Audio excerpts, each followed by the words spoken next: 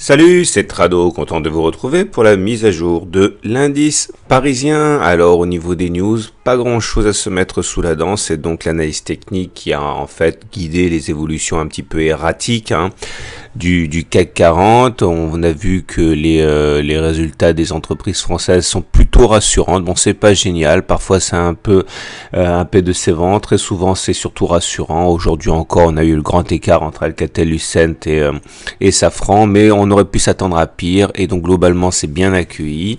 Au niveau des États-Unis, c'est toujours le bad is good, ça veut dire que même si la croissance américaine est, on va dire, un petit peu un chouïa en dessous des attentes et qu'il y a une hausse des inscriptions au chômage, c'est plutôt bien reçu parce que c'est pas si mauvais qu'on aurait pu le craindre, et puis surtout ça encourage les investisseurs à penser que la Fed ne remontera pas ses taux trop rapidement. Donc bref, beaucoup de réchauffé ce soir au niveau des news, et ce qui nous intéresse surtout, c'est ceci. Alors, beaucoup de choses à dire aujourd'hui. D'abord, regardez, je suis vraiment content de vous en avoir parlé hier parce que c'est une figure qui fonctionne quand même de manière assez intéressante et qui mérite votre confiance. C'est le Tree Inside Up.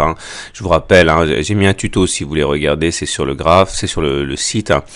Bougie rouge, bougie verte à l'intérieur, c'est-à-dire un harami haussier confirmé, et derrière, généralement, ça veut dire une hausse. On a déjà eu ça ici, donc ça a bien marché encore, et j'expliquais dans la vidéo d'hier que à cet égard on pouvait s'attendre à une tentative de comblement du gap. Et justement, alors je vais tout de suite faire le ménage parce qu'on y verra un petit peu plus clair. On a comblé le gap ici, et comme vous pouvez le voir, l'objectif final du gap de continuation qui était d'aller chercher les 4900 n'a pas été touché. On s'est arrêté à 4923 pardon. Donc il manque 23 points pour aller chercher l'objectif, parce que justement c'était pas un gap de continuation, c'était un simple gap commun sur lequel je vais mettre un tuto, et je rappelle que les gaps communs sont rapidement comblés, ça a été le cas. Donc là je fais le ménage. Voilà. Alors ce qui est intéressant à noter, c'est qu'il y a eu une attaque baissière assez forte qui a permis une fois de plus de montrer la solidité du nuage comme support, et donc j'ai envie de dire que c'est presque reparti comme en 40. Alors presque, parce qu'il va y avoir des difficultés quand même. Alors les difficultés, c'est qu'on est quand même sur un nid de résistance. Regardez cette oblique là, on avait fait figurer une oblique depuis pas mal de temps. Bon elle est là. Elle a clairement stoppé l'avancée des cours sur la séance du 30. Nous avons également la Tenkan. Faut faire attention à la Tenkan. Regardez, la Tenkan, c'est très simple. C'est une des courbes de l'Ishimoku. Quand on est au-dessus, elle a tendance à jouer un rôle de support. Quand on est en dessous, elle a tendance à jouer un rôle de résistance. Et là, forcément, elle a eu tendance à jouer un rôle de résistance. Alors, vous remarquez maintenant qu'on a deux bougies consécutives au-dessus du nuage, ce qui voudrait dire qu'on serait en tendance haussière. Oui, mais l'analyse Ishimoku requiert que on ait une confirmation au niveau de la Chikou ou la lagging span, comme vous voulez, c'est ça. Ok, et là vous voyez que pour avoir cette confirmation, il faut terminer au-dessus des prix. Donc pour avoir une tendance haussière, il faut que les cours soient au-dessus du nuage et que la lagging span soit au-dessus des cours. Or là vous voyez bien, on n'est pas en dessous des cours. Donc demain on risque d'avoir quand même, à mon avis, un petit peu de turbulence, parce que les cours vont se prendre la Tenkan et la résistance dans la tête, et la lagging span va se prendre les cours et le nuage sur la tête. Donc ça risque quand même d'être un petit peu chaud. Quand on regarde les indicateurs techniques, on va aller rapidement, il y a rien de neuf.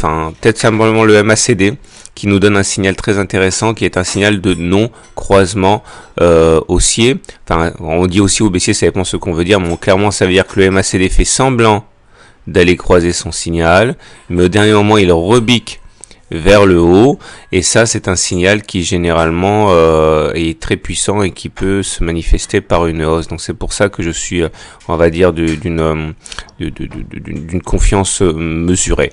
Regardez l'hebdomadaire, ça aussi c'est l'horaire, parce que vous savez que ça nous permet d'avoir une idée de ce qui se passe. Alors pour anticiper un petit peu, on a vu le rôle très puissant de la M20 comme support. On a rebondi ici, on a rebondi là, on a rebondi là et là, donc ça, bravo la M20.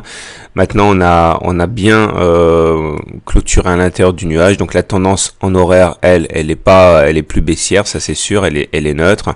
Mais ce qui m'intéresse surtout, c'est qu'on va se prendre là aussi un faisceau de résistance demain. Tout d'abord, on a une figure d'élargissement.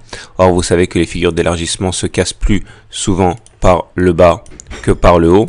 Et puis on va se prendre aussi le SAR ici. Donc ça c'est aussi un petit peu dangereux. Donc tout ça pour dire que demain va être une journée très intéressante.